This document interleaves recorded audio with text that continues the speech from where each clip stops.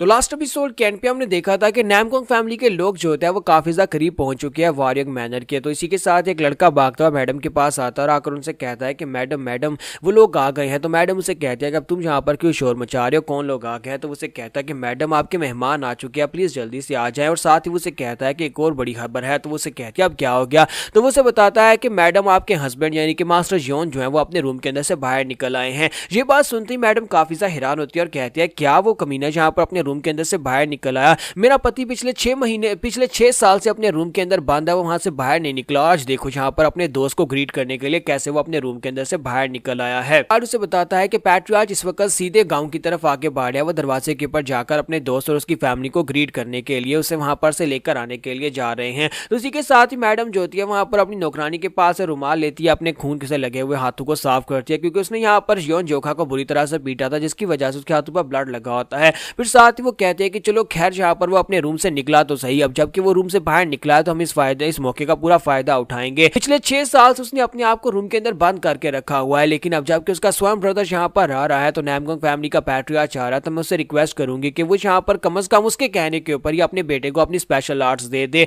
और साथ ही वो यहाँ पर उस जोखा को उसकी तरफ देखती है और कहती है कि तुम्हारा बाप यहाँ पर पहली बार रूम के अंदर से बाहर निकला है, लेकिन तुम यहाँ पर उसे देख नहीं पाओगे क्योंकि तुम यहाँ पर उस जगह के पर नहीं जाओगे। मेरी बात को ध्यान से सुनो, अगर तुम मेहमानों के सामने आए अपनी गंदी शक्ल लेकर तो फिर उसके बाद तुम्हें ना तो खाना मिलेगा और मैं तुम्हें कुत्ते के रूम के अंदर बंद कर दूंगी। क्या तुम्हें मेरी बात की समझ आ रही है। तुम्हारा जोखा उसे कहता है जी मदर मुझे समझ आ कि मुझे क्या करना है, मैं उनके सामने नहीं आऊंगा। तो फिर साथ ही उसे कहते हैं कि शुक्र है कि तुम्हें यहाँ पर समझ आ रही है, आहिस्ता आहिस्ता तुम यहाँ पर समझ रहे हो कि तुम्हें क्या करना और क्या नहीं करना। तुम्हें पता है कि तुम्हें कहाँ पर जाकर खड़े होना है, आप जल्दी से वहां पर चले जाओ। मैं नहीं चाहती कि तुम्हारी वजह से यहाँ पर मेरी फैमिली के नाम पर कोई दाग लगे, और अगर जहाँ पर तुम मेहमानों के सामने आए तो फिर उसके साथ तुम्हारे साथ बहुत ही बुरा होने वाला है, आप जल्दी से दफा हो जाओ। साथ ही वो उसे जाते हुए कहकर जाती है कि मैंने तुम्हें जो कहा है वही करना है, दीवार के साथ जाकर अपने हाथ उठाकर खड़े हो जाना, और अगर तुमने जरा सा भी वहां पर लापरवाही की ये सोच कर कि मैं वहां पर नहीं हूं तो फिर देखना मैं तुम्हारा क्या करूंगी, मैं यहाँ पर तुम्हें देखती रहूंगी। और इसी के साथ ही वो अपने बच्चों के साथ जाकर प्यार करती है और उनसे कहते हैं कि मेरे प्यारे बच्चों आ जाओ,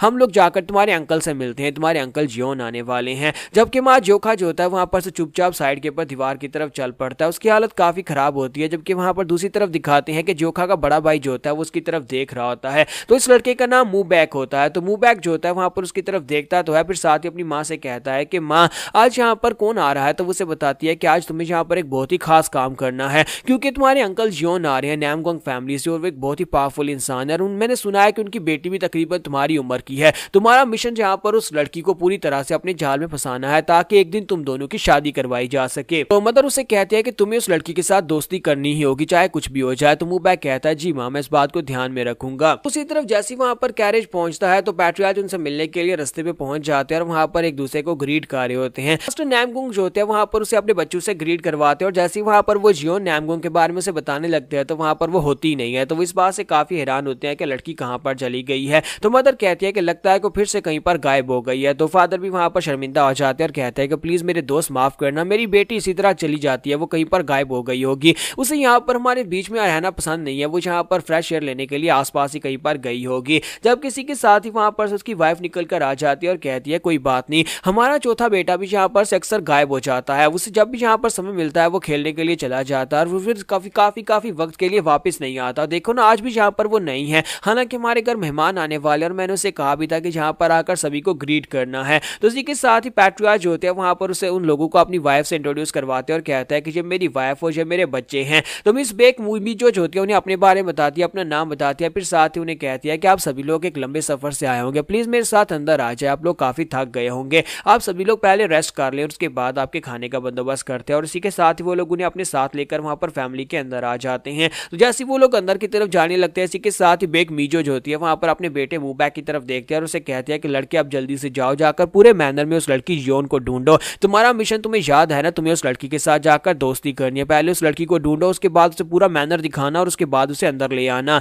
तो वो उसे कहता है जी माँ मुझे समझ आ गई मुझे क्या करना है, और इसी के साथ ही वहां पर से योन को ढूंढने के लिए निकल पड़ता है। जबकि यहीं पर से दूसरी तरफ दीवार के साथ दिखाता है जहां पर हमारा जोखा जो होता है वो अपने घुटने टेक कर अपने बाजू उठाकर खड़ा होता है। तो उसे यहाँ पर सजा मिली होती है जब तक मेहमान चले नहीं जाते उसे तब तक वहीं पर बैठे रहना है। तो फिर साथ ही वो सोच रहा होता है कब तक मेहमान यहाँ पर रहने वाले हैं, पता नहीं मेहमान कब जाएंगे, मेरे तो बाजू दर्द करने शुरू हो गए हैं और मैं तो यहाँ पर अपने बाजू को नीचे भी नहीं कर सकता। और साथ उसका पेट भी वहां पर ग्रोल ग्रोल कर रहा था क्योंकि उसे भूख लगी होती है। तो वो कहता है कि मेरी आंखें बंद हो रही है, कमजोरी की वजह से उसे वहां पर नींद आ रही होती है और वो बेहोश होने वाला है। तो वो कहता है मेरे बाजू इतने दर्द कर रहे हैं लेकिन मैं यहाँ पर से नीचे नहीं हो सकता। और इसी के साथ ही वहां पर वो कुछ सोच नहीं पाता, जब वो बेहोश हो जाता है तो वहीं पर ग्राउंड के ऊपर गिर जाता है। लेकिन गिरते वक्त वो यही सोच रहा था कि अगर मदर को पता चल गया कि मैं यहाँ पर गिर गया तो वो इस बात को नहीं सुनेगी कि मैं यहाँ पर कमजोरी की वजह से गिरा, वो मुझे फिर से सजा देने वाली है। तो हमारा जियोन जोका जो होता है वहीं पर गिरकर बेहोश हो जाता है और उसे वहां पर नींद आ जाती है। तो थोड़ी देर वहां पर सोने के बाद इसी के साथ ही वहां पर कोई अपीयर होता है। जैसे ही वहां पर उसके पास कोई पहुंचता है तो उसके ऊपर साया होता है। तो वो कहता है कि ये क्या, तो वो उठकर सामने की तरफ देखता है, उसे वहां पर एक लड़की दिखाई देती है,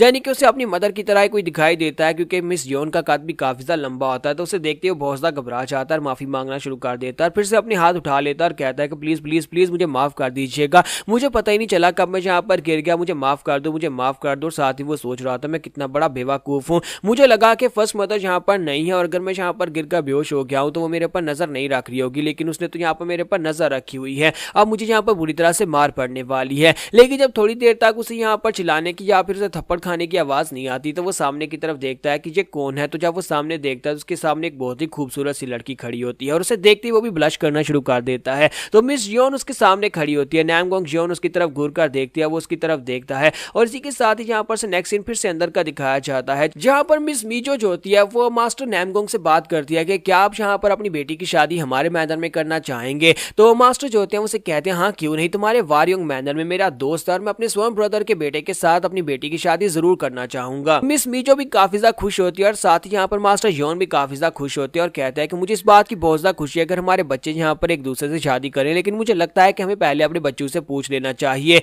तो मास्टर नामगोंग से कहता है कि इस बात का क्या मतलब है, क्या तुम्हें यहाँ पर मेरे साथ समधी बनकर अच्छा नहीं लगेगा, क्या तुम नहीं चाहते कि हमारे अपने बच्चे एक दूसरे से शादी करें। तो इसी के साथ ही मास्टर जियोन उसे कहता है कि हाँ मैं सफर के लिए बहुत ज्यादा खुश हूं कि तुम यहाँ पर शादी की बात कर रहे हो, लेकिन तुम्हें यहाँ पर बच्चों से पूछ लेना चाहिए क्योंकि जिंदगी उन बच्चों ने गुजारनी है तो कम से कम ये फैसला उन्हें खुद यहाँ पर सोच समझ कर करना चाहिए। तो मास्टर नामगोंग उसे कहते हैं हाँ तुमने बिल्कुल ठीक कहा, हम लोग अपनी बेटी से पूछ लेंगे और तुम लोग भी अपने बच्चे से पूछ लेना। मास्टर जियोन उसे कहता है कि शादी एक बहुत ही इंपॉर्टेंट मसला होता है, शादी में पूरी जिंदगी यहाँ पर किसी के साथ गुजारनी होती है, अगर किसी के साथ यहाँ पर दिल ना लगे तो फिर जिंदगी जो है बर्बाद हो जाती है। जबकि मीजो जो होती है उसकी बातें सुनने के बाद सोच रही होती है ये कमीना यहाँ पर मेरे बारे में बात कर रहा है क्योंकि हमारी शादी एक पॉलिटिकल मैरिज थी और जबरदस्ती हम दोनों की शादी करवाई गई थी, जबकि इसकी दूसरी बीवी के साथ इसकी जो शादी हुई थी वो इसकी प्यार की शादी थी, इसी वजह से यहाँ पर इस तरह की बात कर रहा है कि कम से कम बच्चे जो है वो यहाँ पर एक दूसरे को जानते हो और प्यार करते हो। मीजो इसी के साथ ही वहाँ पर टॉपिक को चेंज करते हुए उनसे कहते हैं कि मुझे लगता है कि हमारे बच्चे एक दूसरे को जरूर पसंद करेंगे। तो मास्टर नामगोंग कहते हैं कि हाँ हाँ क्यों नहीं, दोनों के एक ही सेम एज के हैं तो मुझे लगता है कि वो लोग एक दूसरे को जरूर पसंद करेंगे। तो इसी के साथ ही मीजो उन लोगों से कहते हैं कि मुझे लगता है कि मैं यहाँ पर एक ऐसी बात करने वाली हूँ जो आपको शायद पसंद ना आए, लेकिन क्या आप हमारे लिए यहाँ पर एक काम करेंगे। तो मास्टर नामगोंग कहता है कि हम लोग समधी बनने वाले हैं, तुम बताओ तुम्हें क्या काम करवाना है। तो वो से कहती है मुझे यहाँ पर नामगोंग क्लैन की मार्शल आर्ट्स बहुत ज्यादा पसंद है, तो क्या आप यहाँ पर मेरे बच्चे मूबैक को अपने साथ लेकर जाएंगे और उसे जाकर टीचिंग्स दे सकते हैं। तो ये बात सुनती वो सभी लोग हैरान हो जाते हैं क्योंकि अपनी फैमिली की मार्शल आर्ट्स किसी दूसरे को देना ये मार्शल आर्ट्स के कानून के खिलाफ है। मास्टर नामगोंग उनसे कहता है लेकिन तुम्हारी फैमिली के अंदर तो तुम्हारी अपनी 9 हेवनली स्वॉर्ड टेक्निक है, वो एक बहुत ही महान आर्ट है, हमारी फैमिली की आर्ट से भी ज्यादा बेहतर है, तो फिर तुम लोग क्यों चाहते हो कि नामगोंग फैमिली की मार्शल आर्ट्स हम तुम्हारे बच्चे को सिखाएं। जब किसी के साथ उसका दोस्त यानी कि मास्टर जियोन भी उसे कहते हैं कि मैं भी यही चाहता हूं, मैं भी तुमसे ये रिक्वेस्ट करने वाला था कि क्या तुम यहाँ पर मेरे बच्चे को अपनी फैमिली की आर्ट सिखा सकते हो, क्योंकि मैं अपनी फैमिली की आर्ट्स अपने बच्चों को आगे नहीं दे सकता। तो मास्टर नामगोंग जब वहां पर अपने दोस्त की तरफ देखते हैं कि वो काफी ज्यादा उदास है और यहाँ पर उसे डायरेक्टली बात नहीं बता सकता कि वो क्यों अपनी आर्ट्स को आगे ट्रांसफर नहीं कर सकता, तो वो समझ जाते हैं और उसे कहते हैं ठीक है अब जबकि तुम यहाँ पर रिक्वेस्ट कर रहे हो तो कोई बात नहीं, हम तुम्हारे बच्चे को अपने साथ ले जाएंगे और आगे की उसकी सारी टीचिंग्स हमारी फैमिली में होंगी। तो यहाँ पर हम लोग अपनी एपिसोड 02 का एंड करेंगे और नेक्स्ट एपिसोड में देखेंगे कि हमारे जोका का क्या होगा, क्योंकि मूव बैक तो अब यहाँ पर नामगोंग फैमिली के साथ चला जाएगा उनकी मार्शल आर्ट्स की टेक्निक सीखने के लिए, और हमारा जोका जिसने कभी अपने बाप को देखा भी नहीं है वो कैसे यहाँ पर अपने बाप की स्पेशल टेक्निक्स को ले पाएगा और अपने आप को स्ट्रॉन्गर बना पाएगा।